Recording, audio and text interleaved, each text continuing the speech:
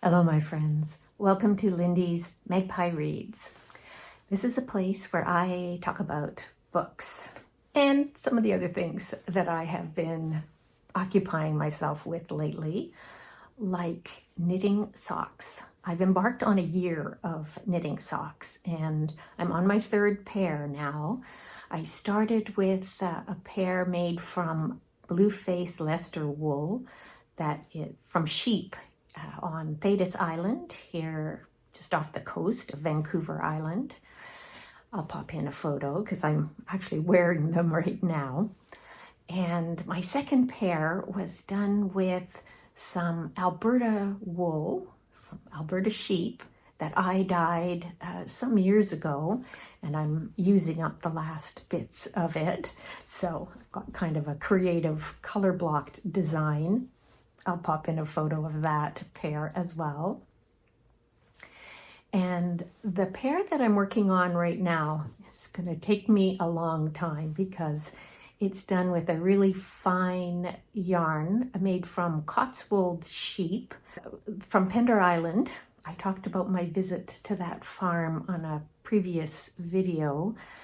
I'm also using some red and black wool combined with that. And I was inspired by this book of Scandinavian designs for socks, but my gauge is different, so I'm not following the sock patterns, just the stitch design. It's a particular kind of Swedish knitting stitch that's called twined knitting, where you keep twisting the two different yarns around each other, and it creates a really thick, cushy fabric that is warm and wind resistant and hard wearing, which I was thinking that I really need because this Cotswold lamb is only a loose 2-ply, so even though it's a really strong wool, I wasn't sure that it would be suitable for socks, so we'll see how that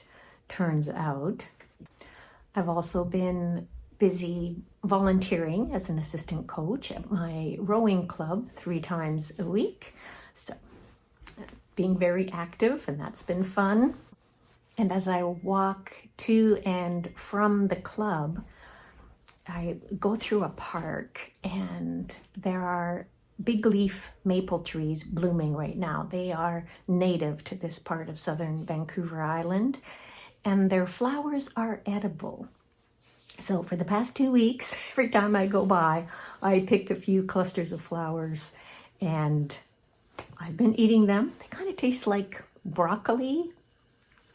But speaking of edible flowers, dandelions are out, and every part of that plant is edible. So that brings me to the first book I want to tell you about, Magical Girl Dandelion. It is by Kaeru Mizuho, and this is her debut in print. She's a Japanese manga artist, and this is the first volume. Magical Girl story. She's 16 years old. Tanpopo is her name. When she was a small girl, her parents were killed by a fiend, and then the fiend that killed the parents was killed by another fiend, and that fiend, the shadow, saved Tanpopo. So that's who's up here. But magical girls are kind of like an army fighting fiends. So at 16, she blossoms. Her magical powers come to the fore as a magical girl. But the aim of magical girls is to fight fiends, and her best friend is a fiend. So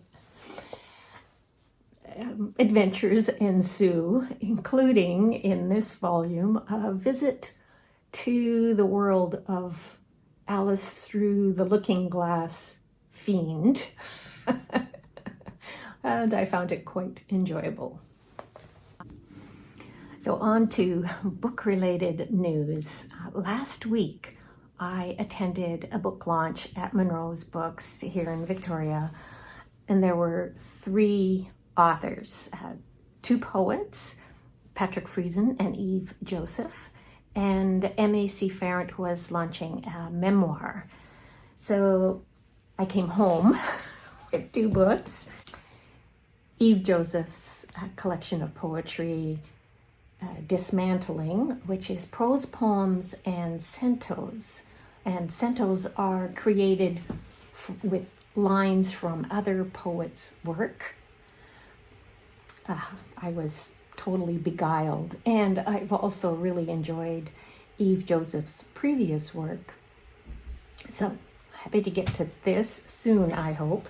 And I also picked up this one, Mother Earth is Our Elder by Katja.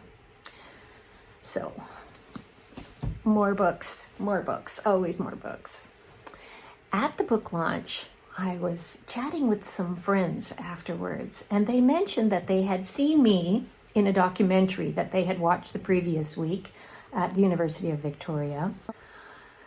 It's a documentary called Analogue Revolution, and I knew that it was out there being shown at festivals and so on, but I didn't know that it was playing here in Victoria.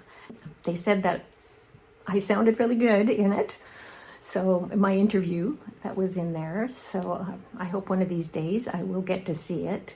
I will include a link to Analogue Revolution down below. It's all about feminist media here in Canada. And I was interviewed because of the role that I played in a lesbian newsletter, Women's Space News, back in the 1980s and into the 1990s. I have heard that it's available on Amazon Prime, but only if you live in the US, not in Canada. Hope to see it soon.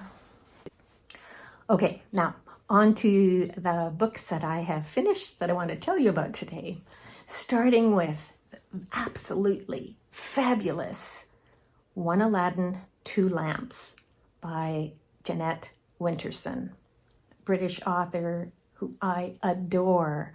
Her very first book, Oranges Are Not the Only Fruit, and more recently she came out with a memoir that covered the same ground, Why Be Happy When You Can Be Normal.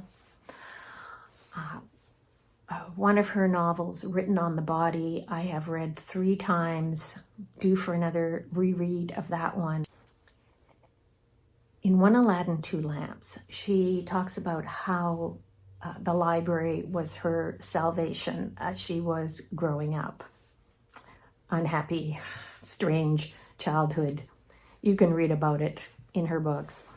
There were so many passages in One Aladdin, Two Lamps that I had flagged, so much stuff that resonated about reading and storytelling and how important it is to us as human beings, and that reading deeply is not time wasted.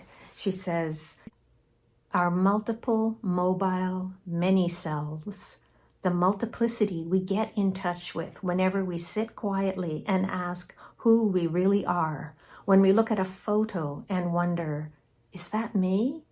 When we catch ourselves in a mirror and see someone else. These fleeting discomforts point to another ancient, shape-shifting trope, true form. So, Scheherazade and the 1001 Nights is the thread that she uses throughout this book. And I have recommended it to my YA book club because many of the women in this club are academics with a particular interest in reading and storytelling. And I look forward to discussing this book with them in the future. And I am probably going to sprinkle quotes from One Aladdin, Two Lamps throughout this video as I go along. So two of the books that I'm going to tell you about now, I read for People April, which is a month-long reading event here on BookTube. And it is getting us to focus on books about real people. It's hosted by Roz of Scallydandling About the Books, Hannah of Hannah's Books, and Brian of Bookish. So both of these books I read in audio format, and Jeanette Winterson says, reading is not linear in the way that audiobooks and movies make content linear. And I do agree with that, because there's something about when you're listening to an audiobook, it keeps pulling you forward. Whereas if you've got a print book in your hands, you are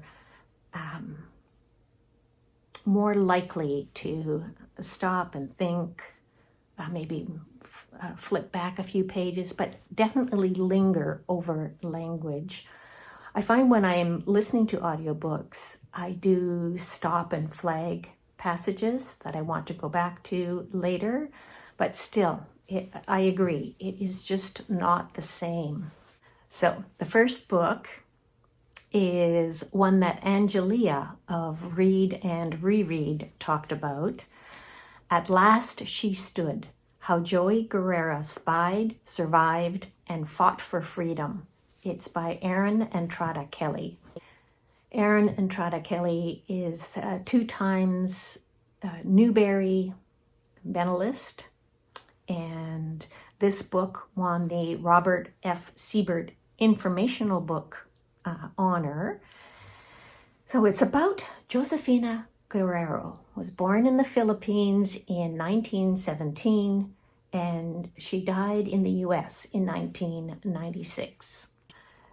She was orphaned at a young age. She contracted tuberculosis at age 16, and then Hansen's disease, which used to be called leprosy, when she was 22.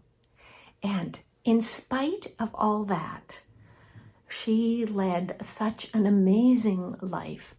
She spied for the guerrilla rebels in the Philippines when the country was under Japanese occupation, and she also spied for the American military during that time. She also became an activist for destigmatizing Hansen's disease.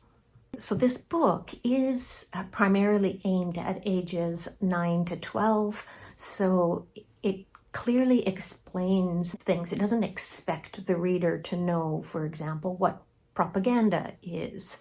And I found it really interesting as an adult to read, and I recommend it to you as well. One of the programs that I volunteer with at the rowing club is Newcomers on Water.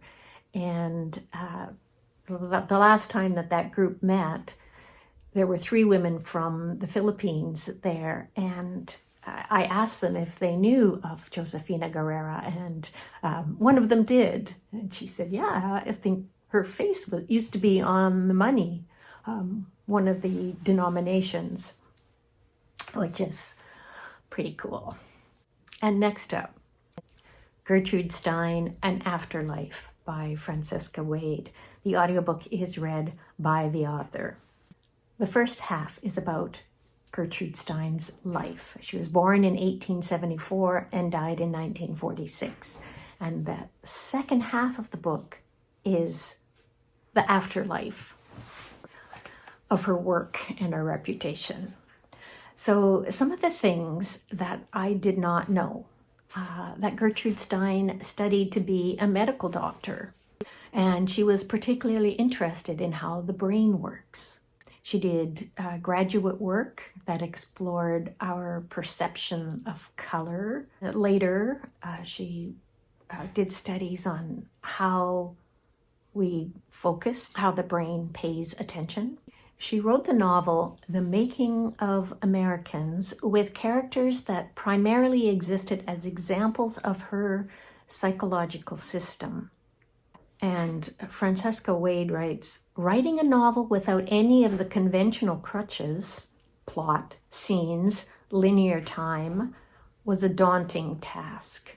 And just knowing that makes me want to read The Making of Americans.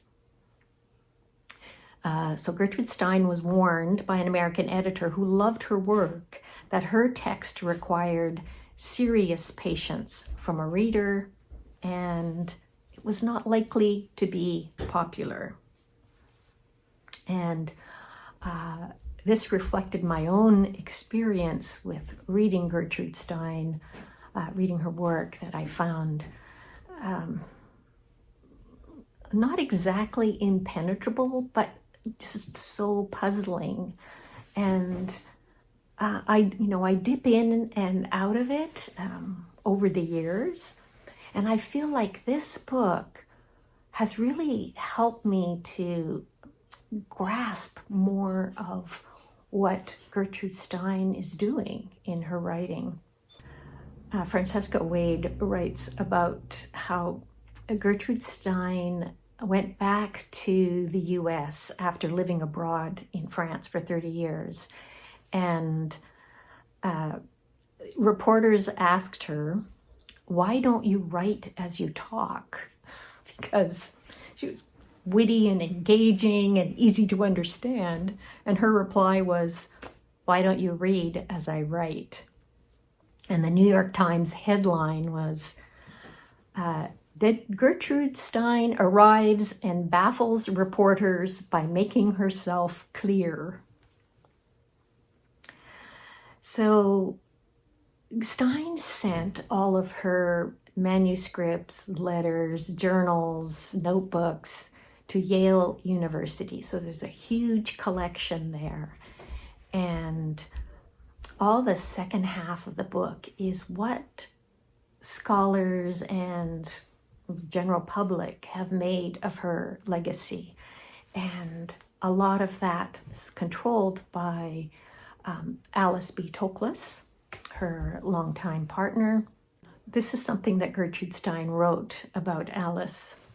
"I am a husband who is very, very good. I have a character that covers me like a hood and must be understood, which it is by my wife, whom I love with all my life, and who makes it understood that she isn't made of wood, and that my character, which covers me like a hood, is very well understood by my wife." Alice B. Toklas wrote to a student who asked how Stein's gender affected her work. She said, psychologically and emotionally, Gertrude Stein was not a woman or a man. She was really both in her thinking and her feeling. I learned that Alice had a furious response when she learned that Gertrude had had a previous affair, so before she even knew Alice, with a woman named May Bookstaver. This is actually likely the reason why the word May was removed in every instance from Gertrude Stein's novel QED. So not just the word May the month or May the verb, but even when it was included in another word like maybe, all of those got removed and changed to some other word, which made for some really strange sentences. There's a lot about the way that Gertrude Stein's work after her death has been explored in other media like theater and dance. And I remember seeing a dance performance called Lifting Belly back in the very early 90s, I think it was, at the Edmonton Fringe Theatre Festival. And I was there with my partner at the time, and I was mesmerized. And at the end of the performance, my partner, she said, "Wasn't that awful?" I would have left if we weren't sitting in the middle of a row. And I was like, I loved it. I absolutely loved it. There's an enduring enigma with Gertrude Stein's work, and the way that her work defies one meaning just takes me back to what Jeanette Winterson was writing about with our multiple, mobile, many selves. This biography covers literature, art, and queer history, lesbian life in the first half of the 20th century, and I do recommend it. The audio, Gertrude Stein and Afterlife, is 12 and a half hours long, and I'm currently listening to an even longer biography. It's 17 hours long, Artists, Siblings, Visionaries by Judith Mackrell, which is about Gwen, John, and her brother Augustus John. So another book for people, April. On to another book topic, Canada Reads. So this is a sort of battle of the books that is going on this week. It started out with 5 books, each being defended by a personality, and each day a book gets voted off. So this next book that I'm going to tell you about is one of those Canada Reads titles. It's Foe by Ian Reid. I read a previous novel by Ian Reid, We Spread, and so I was aware that he writes sort of eerie, creepy type fiction. And in Foe, which is, as a matter of fact, now a movie, it's a science fiction psychological thriller, and it is told by a man named Junior, and it's told in present tense, set sometime in the future. The epigraph is from Leonora Carrington's The Hearing Trumpet. One has to be careful what one takes when one goes away forever. And so that kind of alerted me to, that maybe there would be something surreal in this book. That there's something off about Junior, and you're wondering, is this person a reliable narrator or not? I'm going to go back to Jeanette Winterson, who says, real life is packed with unreliable narrators. Fiction helps us to see this. One of the things Junior says is, I always thought I was ordinary, but that is my own illusion. Ordinary is impossible. It's more realistic to believe that we are all exceptional, that I, too, am singular, unique. There's not a lot that I can say about Foe without giving away spoilers. So that's all I'm going to say, except I'm not surprised that it did get voted off early on in Canada Reads. Of the 5 books, my heart is with Billy Ray Belcourt's A Minor Chorus. Unfortunately, this one has also been voted off of Canada Reads. Well. Next up is another Canadian novel, The Stone Carvers by Jane Urquhart. And I've got another quote from Jeanette Winterson. Fictions are not make-believe. We've come to understand this better through the medium of sci-fi, as so much of what begins as a futuristic fantasy becomes an ordinary part of the world we know. Fiction is much more than social realist cutouts of contemporary life, more than representation. Fiction declares and debates inner realities that gradually press forward into our outer circumstances. We catch up with our dreams. One thing we know for sure is that each of us is more than what lies on the surface. So, the Stone Carvers. I picked this up because it was one of the 67 best Canadian books of the 21st century. A project that I did with Jolene of Bookworm Adventure Girl, and many of you who contributed to that list. I will link our videos about that project in the show notes down below.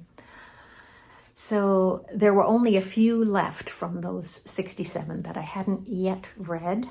And Sarah in Seattle buddy read this with me recently. The book was a finalist for the Giller and for the Governor General Award. It was longlisted for a Booker Prize. It's historical fiction with 3 storylines. So one starts out in 19th century Bavaria and German immigrants to Canada. It mostly takes place in the first half of the 20th century. And it's following the lives of people who are eventually connected to the building of the Canadian War Memorial for World War I at Vimy Ridge. So one storyline has a lot of humor in it. Another one has very much a folkloric feel to it. And then the third one is more serious. And the central figure is an intriguing woman named Clara, who's a spinster.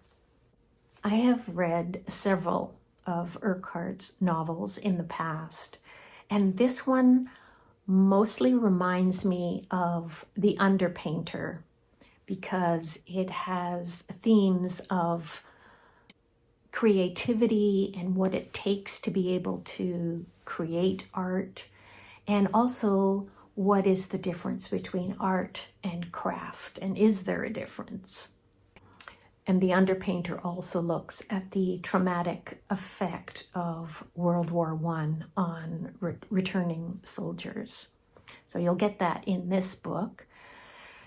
And Jane Urquhart also writes fantastically about solitary, buttoned-up women.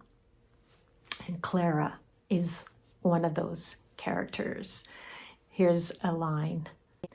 As if Clara's life had been an oversized garment that she had allowed to billow uncontrollably out into the winds of the world, she now drew it back toward her physical self, fold after fold, then fastened it with the firm, strong belt of her will. If you are thinking ahead to Spinster September, I recommend this one. Here's another line. Her insistence on running the farm alone was perceived to be exactly the kind of eccentricity expected of a spinster, though it would have been interpreted as madness in a widow. And lastly, another brilliant book, and this one is on the Carol Shields Prize long list. It's by a Canadian writer, Jamie Burnett, and it's called Milktooth. Another serendipitous reading experience is that in Milktooth, there's a scene at Urquhart Castle in Scotland, and I was just telling you about a book by Jane Urquhart. Anyway, I was initially averse to reading Milktooth because I had confused Jamie Burnett with another queer Canadian writer, Frankie Barnett. I read Frankie Barnett's collection, An Indoor Kind of Girl, and I thought it was okay, but I just wasn't excited about reading anything else by Frankie Barnett. My mistake. Entirely different person. Jamie Burnett is from Nova Scotia. She's queer. Her main character in this book, it's written in first person, and her voice is so humorous. Yeah, if you like unique voice in your literature, this is definitely for you. Saoirse is in her 30s, and she is living with a woman who is not good to her. They're in an isolated part of Cape Breton, and all of Saoirse's friends are in Halifax, and that's 3 hours away by car, and Chris won't even let her use the car. Something that Jeanette Winterson writes is sometimes, and this often happens to women in love, we quash our unease because we want to believe what we are hearing. Just exactly what happens to Saoirse in this book. But her friends are great, and encounters with others is another thing that Jeanette Winterson says is so important, and it certainly is in this novel. I loved it. And encounters with others is another reason why I love sharing what I've been reading on this channel. And I love hearing from you, so please do. Say hello in the comments down below. Let me know if you've read any of these books, if you plan to. What are you reading that's really got your interest? I want to hear all of it. And so until the next time, happy reading, everybody. Bye for now.